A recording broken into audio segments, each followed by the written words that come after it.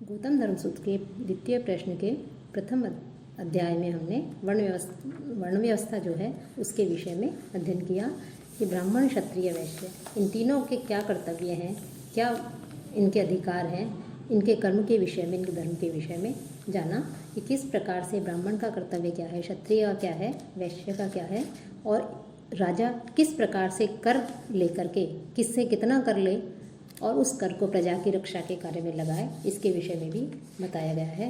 अब जो चतुर्थ वर्ण है उसके लिए कहा गया है कि जो अंतिम वर्ण है वो एक जाति होता है और अन्य जो तीन वर्ण हैं उनके समान इसका उपनयन संस्कार नहीं होता, इसलिए इसे द्विज नहीं कहा जाता।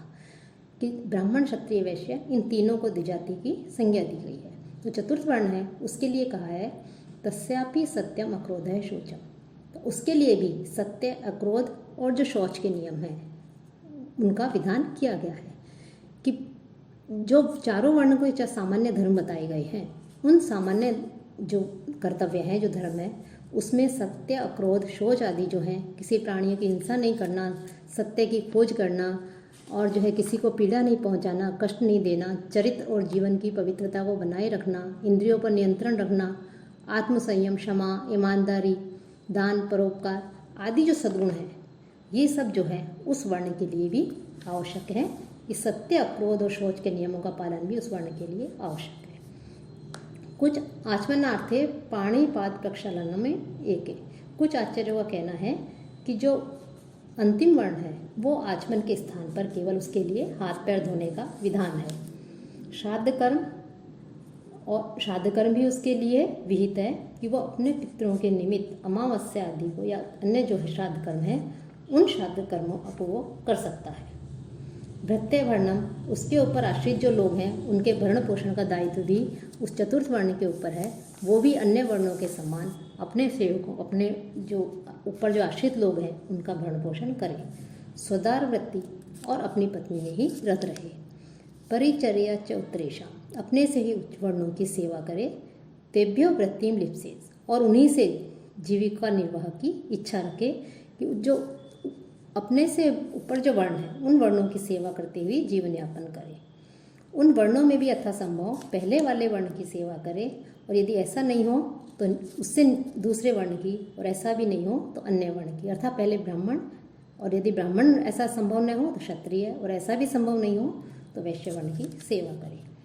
साथ ही साथ द्विजों द्वारा दिए गई जो चीज़ें हैं उनका वो वस्तुओं का उपभोग कर सकता है, और भोजन आदि की व्यवस्था उसके लिए की गई है। और साथ ही साथ शिल्प कर्म भी उसके लिए निर्धारित किए गए हैं कि वो शिल्प कर्म भी कर सकता है। शिल्प कर्म द्वारा भी वो जीविकोपार्जन कर सकता है। कि जैसे कपड़े बनाना, बढ़ई का काम करना, अन्य जो कार्य हैं जिसमें वो निपुण है उन कार्यों को वो कर सकता है। और जिस व्यक्ति की वो सेवा करता है वह तो जिसकी सेवा कर रहा है तो उस व्यक्ति का दायित्व हो जाता है कि यदि वो जो अंतिम वर्ण है, शूद्र वर्ण है, वो यदि असहाय हो जाए, असमर्थ हो जाए सेवा करने में, तो उसके भरण पोषण का दायित्व भी जिसकी उसने सेवा की है उसी के ऊपर आ जाता है। चैन च उत्तरम, वह भी स्वामी के वृत्तिहीन या क्षीण होने पर, अर्थात जो उसकी सेवा कर रहा है जो शूद्र वर्ण है उसका भी दायित्व है कि वो भी देखे कि उसका स्वामी भी जो है वृत्तिहीन हो गया है, उसका कोई रोजगार नहीं है, व्यवसाय नहीं है, और क्षीण हो गया है, असहाय हो गया है, स्वयं अपने कार्य नहीं कर सकता, ऐसी स्थिति में भी वो उसका साथ नहीं छोड़े। और उसके द्वारा संग्रहित धन जो है वो भी स्वामी के भरण के लिए होता है। वो अपने स्वामी की हर तरह से तन मन धन से सेवा कर सकता है। अनुज्ञातो अस्य नमस्कारो मंत्र है, और उसके लिए जो पूजा कर्म है, वैष्णोदेव आदि पूजा कर्म है, अन्य जो पूजा कर्म है उन कर्मों में नमस्कार करना ही मंत्र बताया गया है। कि वो नमो नमः कह करके ये उसके मंत्र के समान है, इस प्रकार का उच्चारण करें। पाक यज्ञ ही स्वयं यजेत इत्यादि, कि जो पाक यज्ञ आदि बताए गए हैं उन यज्ञों में वो स्वयं यजन कर सकता है। अन्य वर्ण के जो वैश्य आदि अन्य सभी वर्णों के लोग भी अपने अपने से जो ऊंचे वाले वर्ण हैं उन वर्णों की सेवा करें। कि क्षत्रिय वैश्य वर्ण की, वो वैश्य जो है वो क्षत्रिय वर्ण की सेवा करे, क्षत्रिय ब्राह्मण वर्ण की सेवा करे। साथ ही साथ आर्य एवं अनार्य कि तीन जो द्विजाति बताए गए हैं और जो शूद्रवर्ण है इनके कर्मों में जो है यदि ऊंच नीच का भेद समाप्त हो जाता है, स्वामी और सेवक का भेद भी जो है कई बार समाप्त हो जाता है, ये समान हो जाते हैं, इनमें समानता बताई जाती है।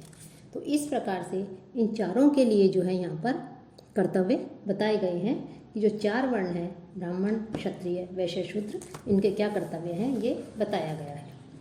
कि वैदिक कालीन जो या धर्मशास्त्र कालीन जो वर्ण व्यवस्था थी वो वर्ण व्यवस्था अपने पूर्ण रूप में जो है हमें वहाँ पर दिखाई देती है। उस समय वर्ण का आधार जो है क्या था? कर्म था, कि कर्म के आधार पर ही वर्ण का निर्धारण किया जाता था और वर्ण व्यवस्था भारतीय संस्कृति की अद्वितीय विशेषता रही है। इसके विषय में बहुत कुछ कहा गया है, बहुत से विद्वानों ने इसकी प्रशंसा भी की है। और किस समाज का जो एक वर्ग था वो मुख्यतः यज्ञों का संपादन और विद्याधन में रत रहता है, उससे बहुत अधिक प्रधानता मिल जाती है, देवों का स्थान एक तरह से मिल जाता है। तो इसका कुछ कह सकते हैं कि हम विपरीत प्रभाव भी हमें दिखाई देता है समाज पर, कि समाज में एक असंतुलन का जन्म होता है और यह उच्च वर्ण जो है ये अपने अधिकारों के प्रति अत्यधिक लोभी हो जाता है। वर्ण का आधार आज के समय में जन्म हो गया है कि समाज के अग्रणी बुद्धिजीवी लोग जो हैं वो मानव के व्यक्तित्व को न पहचान कर उसके किसी एक वर्ग के का तो विकास होने देना और किसी एक वर्ग के व्यक्तित्व का विकास ही नहीं होने देना और अपने वर्ण का नाजायज फ़ायदा उठाकर किसी दूसरे वर्ण के व्यक्तित्व को बिल्कुल पंगु बना देते हैं और अपने अधिकार को जो है वो कायम बनाकर रखते हैं। सभी अपने अपने कर्तव्य का ध्यान रखते हैं, सभी अपने अपने कर्तव्यों का पालन करते हैं, लेकिन जब वो अधिकारों पर केवल अपने लिए ही समझे कि ये तो हमारा अधिकार है और अधिकारों के लिए अपनी योग्यता को बनाए रखना जो है बहुत अधिक जरूरी। अधिकार तो है, उन्होंने अधिकार तो बना लिया कि ये हमारा अधिकार है, हम ब्राह्मण वर्ण के, हम क्षत्रिय वर्ण के, ये हमारा अधिकार है, लेकिन उस वर्ण के लिए उस समय पर क्या योग्यता होनी चाहिए थी, उस योग्यता को बनाए रखना जरूरी नहीं रह गया है। और सर्वे भवन्तु सुखिनः सर्वे सन्तु निरामयाः की जो कामना हमें शास्त्र में दिखाई देती है, उसका इस व्यवहार में यदि हम देखें तो बहुत कम स्थान रह गया है। तो वर्ण व्यवस्था की बुराइयां भी जो है यहीं से प्रारंभ हो जाती हैं कि मनुष्य अपने वंश परंपरा के अनुसार ही जो है धीरे धीरे आगे बढ़ता गया और उसे ने ऐसा वातावरण तैयार कर लिया कि उसके केवल उसके व्यक्तित्व का जो विकास है वो हो और अन्य जो वर्ण है उनके व्यक्तित्व का वो विकास करने का कोई अधिकारी नहीं रहे। एक विशेष कुल में जन्म लेने के कारण उसे तो निंदित माना जाए, अशुभ माना जाए, पशु के समान माना जाए और अपनी कुल या वंश की परंपरा की शुद्धता के लिए अपने योग्य व्यक्तियों से संबंध स्थापित करना, अपने दूसरे वर्ण के व्यक्तियों के अंदर तो हीनता की भावना रखना, उन्हें आश्रित बना देना, परतंत्र बनाना, मानवीय अधिकारों से वंचित कर देना, ये सब देखा जाए तो ईश्वर जो है उसकी सृष्टि के प्रति एक ये अन्याय है, घोर अपराध है। तो भारतीय धर्म के अंतर्गत जो वर्ण व्यवस्था हम देख रहे हैं शास्त्रों में, जो गौतम धर्म सूत्र में बताई गई है या अन्य वेदों में बताई गई है, अन्य धर्मशास्त्रीय ग्रंथों में बताई गई है, उसमें जो है धीरे धीरे जो है बुराइयां आने लग गई हैं और इस समय आवश्यकता है उनमें कुछ परिवर्तन करने की। और उनमें जब परिवर्तन होगा तभी जो है हमारी जो वर्णाश्रम व्यवस्था है वो अपने पहले वाले पूर्ण अवस्था को जो है वो प्राप्त कर सकती है। तो हमने गौतम धर्म सूत्र के लिए इसमें चारों वर्णों के जो कर्तव्य बताए हैं द्वितीय प्रश्न के प्रथम अध्याय में इसके विषय में अध्ययन किया। अब हम अगले व्याख्यान में द्वितीय प्रश्न के ही द्वितीय अध्याय के विषय में का अध्ययन करेंगे।